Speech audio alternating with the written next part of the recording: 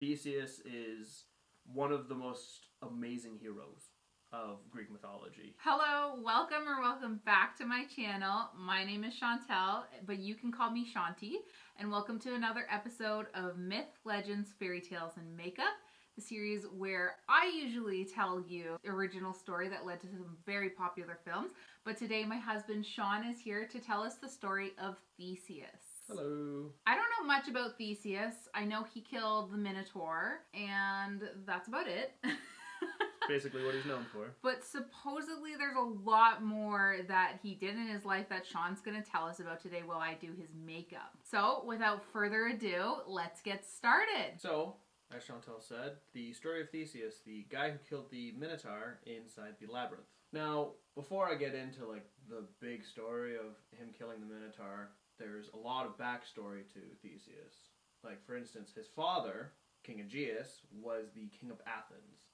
King Aegeus was getting up in age, and he really wanted an heir for his own. He'd been married 2 times at this point, and he needed a kid. And he essentially decided, you know what, I'm going to go to the Oracle of Delphi. And the oracles are these chosen of Apollo who basically have the ability to give prophecies. So King Aegeus went to visit this oracle, and it gave the most vague response that all prophecies do. The prophecy said, "Dot loosen the bulging mouth of the wineskin until you have reached the height of Athens, lest you die of grief." Now, I'll be honest, I have no idea what that means. I mean, I get the idea of hey, yo, don't drink any wine. But for the most part, I think it's hey, your life's gonna suck. So, he went, got his prophecy, was like, okay, sweet, I have no idea what this means, but thank you.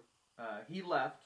On his way back to Athens, he actually stopped into the city of Treason, where he knew the king Pithous. He was quite wise, quite smart, and he was like, hey man, I just got this prophecy. You're kind of close to Delphi, do you know what it means? He told him what the prophecy was, and King Pithous was like, oh no, I don't know what this means. Sorry, dude. Even though he knew exactly what the prophecy meant, and he was going to use it to his own gain. I'm not really sure how it really helps him, but I know that his daughter was promised to someone who was, I believe, kicked out of Treason, where they lived, and because she was promised to someone else, no one else wanted to marry her. He wanted to use his daughter to further himself, which is, most Greek fathers. So he sat down King Aegeus next to his daughter, Athria. So usually in ancient Greece, they had this, I suppose, policy where they essentially did 25% wine to 75% water, because the water was not clean enough. They essentially needed to wine up the water to kill the bacteria. Makes sense. Yeah. So what he did was he ordered his servants, King Pithous ordered his servants to serve King Aegeus just straight wine, which would get him extremely drunk. Get plastered. Yeah, exactly. He kept drinking, and, wakes up the next morning after blacking out in bed next to King Pithous' daughter, and kind of looks at her and he's like, oh man, we totally did it. And she's like, yep. He's like, actually, you know what, follow me. And he takes her outside the city to where this massive boulder is. And he's like, if you have a boy, and he just lifts up this massive boulder with no real explanation as to why he can lift it up. But he says, I'm going to put this sword, takes out a sword. He's like, I'm going to put these sandals, takes out some sandals, and he puts it down, puts the boulder back down. He's like, if you have a boy, I want him to be the heir. So bring him here. He'll lift up the boulder. He'll take these pieces. He will use them to come to Athens, and he will show me that he is my son, because I will recognize them. Puts the boulder down. He's like, alright, I'm done here. Goodbye. Wait, so he wasn't going to raise his son? It's the pinnacle of Greek fatherhood. They all suck. Apparently. Yeah, the gods are worse. Anyways, it turns out that Athria was indeed pregnant. So, in order to kind of keep it on the down low, everyone's just like, Poseidon's the father. And everyone's like, yeah, you know what, that makes sense. That tracks. You know what? Poseidon got around. We know that from the story of Perseus, who killed Medusa. Said that Poseidon was the father, and no one really questioned it, and King Aegeus went home, back to Athens, and after Athria gave birth to Theseus, she named him Theseus, and it's actually kind of funny because the Theseus is kind of derived from a Greek word meaning to set or to place, relating to the sandals and the sword. that were left for him by his father. In some stories, Poseidon actually is the father of Theseus, making him a demigod, and Athrea was like in a dream, walked out to the water. Zeus was like, "You're now a child." She's like, "Okay, sweet," went back to bed. Typical Greek nonsense. Yeah. For this story, we're just going to say that King Aegeus is the legitimate father. So Theseus is born. You know, he is raised this smart, strong, brave boy. And it's actually, at one point, Heracles does come by one time on his labors. Stops by in treason, and he actually takes off his Nemean lion cloak, throws it on the table, and all the children in the castle go running away, including Theseus. However, Theseus goes running for an axe or a sword to try and kill the Nemean lion, thinking it's an actual beast. You know, Heracles is like, "Hey, this kid's pretty cool." Theseus is like, "Hey, this guy's pretty cool." That's pretty much what happens. Kind of idolizes Heracles. He grows up this brave, strong, smart boy, and about 20 years later, his mom decides, you know what, it's time for him to know who his father is. I'm gonna tell him the story on how he came to treason, find out the thing, da-da-da-da-da. And so she takes him to this boulder and says, "Hey, lift that up." The kid's like, "Okay." So Theseus lifts up the boulder. She's like, "Hey, you see that sword? You see those sandals?" And he's like, "Yeah." She's like, "All right, pick them up." He's like, "Okay." Takes them, puts the boulder back down, and she explains everything to him about who his father is and how he should go to see him. Now, she did tell Theseus that, you know, it's a quick boat ride from Treason to Athens and that he should take the water. Theseus is like, no, not going to do that. I'm going to go by land because I need to prove myself, because up until now I've been a prince and I have had no real responsibility and no chance to prove myself. But before I get to Athens, I want to prove myself to my father.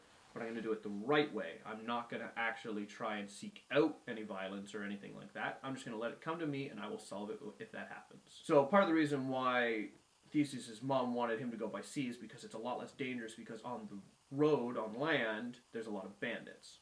And Theseus actually, on his way, has his own labors. Like, they come to known as the 6 labors of Theseus. The labors of Theseus could actually be its own story, so I'm not going to get into it. A story for another time. Ooh.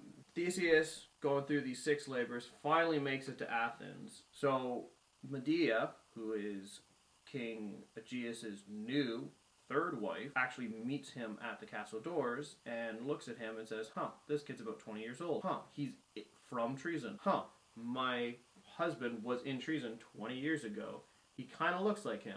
So Medea, she was with Jason and the Argonauts, and like I said, she's a full story, but the only thing you need to know is she is ruthless and she is a survivor. So she actually told Theseus, she's like, "You know what? You want to see the king? Come back.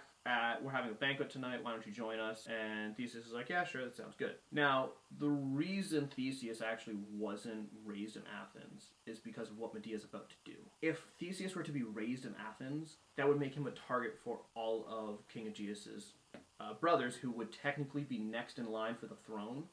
But if King Aegeus has a son, he would be next in line. So he would be the target, and he would probably be assassinated or taken away and whatever, so that they could keep their power and potentially be next in line. Oh, so he's not completely a horrible dad. No, he's okay. Now, Medea actually goes and finds King Aegeus and is like, "Hey, so I invited someone who's probably going to try and kill you to the banquet tonight because I'm pretty sure your brother's, hired an assassin." So Medea gives King Aegeus the goblet with wine and poison and says, "Okay, go poison him." So he walks up to this stranger who's supposed to kill him, gives him the goblet, makes some small talk with him, ends up leaving, walking away, talking to someone else, turns back, sees the sandals and the sword, and King Aegeus runs up knowing who this person is, smacks the goblet out of his hand. He's like, "Holy crap, this is my son." So King Aegeus sees this and he's like, "Oh man, Medea totally did this." So King Aegeus knows what Medea did, and then he shoots her a look that says, "I know that you know that I know what you did." So, stepping away from Theseus and his father for a little bit, we're going back way in the past here. There was this festival of games that Athens hosted for themselves called the Pythian Games. It was like sports and poetry and music and stuff like that. The son of King Minos was actually sent over, and they didn't really like that because he started destroying all the Athenians at these games, but it was only supposed to be Athenian games. Like, he wasn't supposed to even really be there. He wasn't supposed to participate. So the Athenians weren't really happy that this outsider was winning. And there's this bull in Mycenae. It's called the Cretan bull. You guys probably should have heard about it already from the Heracles story. Yes, on the 12 labors of Heracles, we learned about the Cretan bull. Yeah. So anyways, Heracles captured it and was like, all right, well, I did this. So he let it go and it started rampaging again. So it's been rampaging ever since. They went up to the son of Mythos, Androgynous, and they were like, or King Aegeus anyways, went up and was like, hey, so, you know, you've already bested all of my amazing soldiers. Why don't you try and take a crack at Heracles' legacy? And why don't you try and get the bull? And he's like, I can totally do this. So he went up and within seconds was dead. It was no contest. The bull just straight up murdered him. And they're like, oh, sweet, great, this guy's dead. Doesn't need to participate in any of our games. Shady. Yeah. Now, however, King Minos, upon hearing that his child was dead, was enraged. And also, he died in the worst way because the Minotaur is in the labyrinth under the control of King Minos. So his son died to a bull, and that's like a great shame. One thing that you need to know is that King Minos and King Aegeus kind of ended up going to war because King Minos' son, his wife, was actually seduced, to put it nicely, by a bull, which was actually one of the gods in disguise. And the son came out as half man, half bull. That's the Minotaur? That's the Minotaur, to bring shame to the family. And also, what King Minos did was he hired this guy named Daedalus, who was a constructor. Okay. He hired him to create the maze so they could hide the child in there, because they didn't want to further disgrace the gods. So instead of just killing the kid outright, they hid him away. So he got enraged at the fact that his son died, and King Minos went to war with King Aegeus. Now, this war raged on for so long, and King Aegeus was like, you know what? No, we're done. I'm gonna do anything in my power to stop this war because we need to stop it right now. And King Minos was like, oh, anything? And King Aegeus was like, yeah, anything. So what he ended up doing was he's like, okay, so every 5 years, King Minos is like, okay, you're gonna give me 14 noble tributes, noble volunteers. And they are all going to come with me, and you get to ask 0 questions. 14, 7 of each, 7 men, 7 women. And, you know, reluctantly, King Aegeus is like, all right, yeah, fine, whatever, that works. So King Minos leaves with the 14 tributes, declaring, hey, in 5 years, I'll be back for the next set of tributes. Cutting back to King Aegeus smacking the wine glass out of Theseus' hands, Medea running off. King Aegeus and Theseus are like, oh my god, we're father and son, this is fantastic, you know, I finally have an heir. They talk for a long time, you know, Theseus wants to know about Athens, and at this time, it's a little kind of sketchy, because, you know, some people are not revolting, but some people are starting to hate King Aegeus because he keeps giving over these noble children to King Minos. Because of the war. Because of the war. And realistically, it was the best thing he could do, because instead of all the other lives, he saved them, you know, to each their own, but he probably did what was best, or what he thought to be best. So over the course of like a week,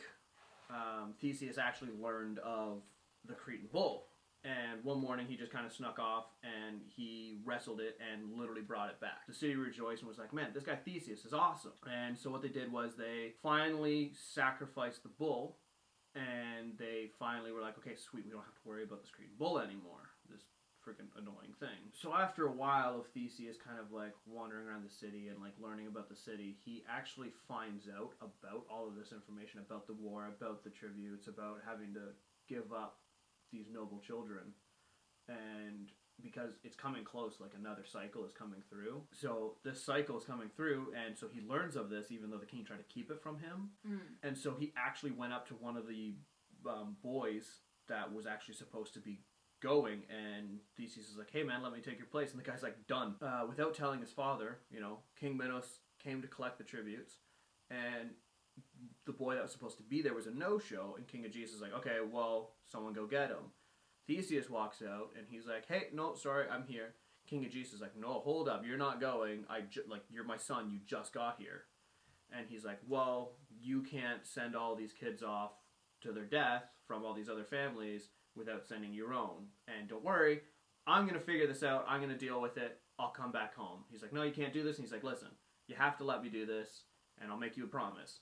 If I sail back, or if you see a ship come back towards Athens before the next bout of tributes. If it's white sails, it's me, I'm alive. If it is black sails, I'm dead. Father made the agreement, and there is this cliff that every single day King Aegeus would actually go to and stand at the cliff's edge, looking out into the ocean, waiting for his son to come back. How poetic. These 14 tributes are taken back to Crete. What no one actually knew was the 14 of them were actually going to be sent into the labyrinth for food and fodder for the Minotaur. They kind of wanted them to kill the Minotaur, but at the same time they didn't really want to kill the Minotaur. They make it there, and King Minos actually greets them on the pier in the port and is super excited because he heard the rumors that King Aegeus actually sent his own son. And he's like, perfect. You killed my son, I'm going to kill your son. So King Minos actually went and saw all of them, but he also brought his daughter, Princess Ariadne. Now she was looking at everyone, and everyone looked terrified. The only person who didn't was Theseus. So she looked at Theseus and was like, this guy might actually be able to do it. He might be able to kill the bull. Later that night, they all feasted. When they went to bed, Theseus actually couldn't sleep, so he stayed up. And Ariadne actually went to him, knocked on his door, he answered, and she's like, hey, so I think you can kill the bull. And he's like, that's the plan, that's why I'm here. She's like, yeah, but you gotta do it tonight, because if you go in tomorrow, they'll lock the door behind you and you won't be able to get out. And she's like, don't worry, I'm gonna help you. And she pulls out this golden spool of thread, and she explains how it works. And essentially, Daedalus, who constructed the labyrinth to keep the Minotaur in, also had this spool which you can attach to the inside of the door, attach it to yourself, and go through the maze. And the spool will go through the entirety of the maze, and so you can just follow it back to get your way out. Before the inventor Daedalus actually knew what the maze was about, the labyrinth, he had an idea, and he actually grew fond of Ariadne, and so he was like, you know what, I think this is going to be a bad thing. I'm going to give you this spool, and you can entrust it to whoever. So she told Theseus about this, and was like, yeah, I'll totally use that. And she's like, okay, perfect. Now the only request I have is for me to give this to you, and for me to help you. You need to take me back with you, and you need to marry me, because I am putting my life on the line here. You know, you need to help me out here, because I'll probably be killed for helping you. Yeah. So Theseus at first was like, oh man, I don't know if I want to marry you, like, she's like, okay, have fun in the labyrinth tomorrow. And she's like, oh, wait, hold up. Yeah, I was gonna say, like... Hold up. Alright, fine, I'll marry you. Now give me that spool. So she sneaks him off to the labyrinth, which is unguarded, because realistically, who's going to sneak into a labyrinth with a Minotaur in it? I mean, there are some crazies. Anyways, it's unguarded. She sneaks him through some secret passages to get him there, shows him where to connect the spool, and says, I'll be waiting right here for when you get out. He goes in. Stories vary on if he actually brought a sword in, if he just went with his bare hand. He goes through the labyrinth, spends pretty much all night there, because in the morning, they're going to seal it off and throw all the other Athenians in. So he's doing it that night that he got there. He goes through, he's running around this labyrinth trying to figure out where he needs to go, and he starts banging on the walls, yelling, trying to get this Minotaur's attention. Finally, after several hours of being there, he hears the Minotaur getting closer. He hears the hoofs, he hears the sniffs. The stories are all, like I said, all over the place with if he brought a weapon in or not, but there's some stories that say that he defeated it barehanded and strangled it. There's some stories that say that he stabbed it to death and it bled out. And some stories that say that he actually used the thread to choke the Minotaur. That's a strong thread. It is a strong thread, and it's actually specially made from Daedalus because it needed to withstand all the rocks and stuff of the maze. Oh. And the thing with the maze is, because it was constructed in a way that everything was so mundane that everything looked exactly the same, and that's why you could get lost in it, because there's no way to try and remember, oh, this brick was out of place, or this color here. It was all the same. Yeah. So you needed the thread to find your way back. So killing the Minotaur, he finally decapitated it.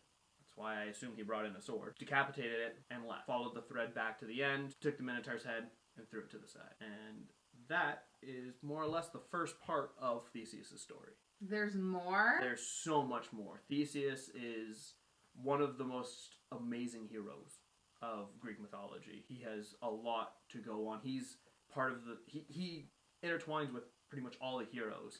Yeah, I remember talking about Theseus a little bit when I was doing the 12 Labors of Hercules. I don't know if you guys... Hercules? I don't know if you guys remember, but one of Hercules' labor is the Cretan bull, and he crosses paths with Theseus in that story. Yeah, and also he actually recrosses paths with Theseus when they all join in with Jason and become the Argonauts. Oh, which is another story for another time. I think the thing that gets me the most is that King Aegeus seemed like a bad dad at first, but then you figure out later that, like, no, he actually did it to protect him, you know? Like, so not the worst of fathers in Greek mythology yet. Let us know down below what you guys thought of the story of Theseus, and if you'd be interested in hearing part 2 of this story. I think I can convince you to come back and do part 2 of this. Depends on how many times you stick the brush in my mouth, but yeah, probably. Huge round of applause for Sean here. This is the second time that I've done his makeup. Do you like it? Yeah, it looks good. If you like this video, if you like our vibe, don't forget to like and subscribe. Thank you so much for watching, guys. Take it easy. And it's in my nose. You have to be calm about this.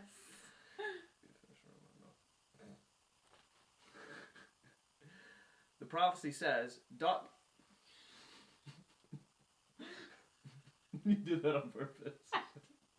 You suck. You can't scrunch your face. Oh, I'm gonna be scrunching my face.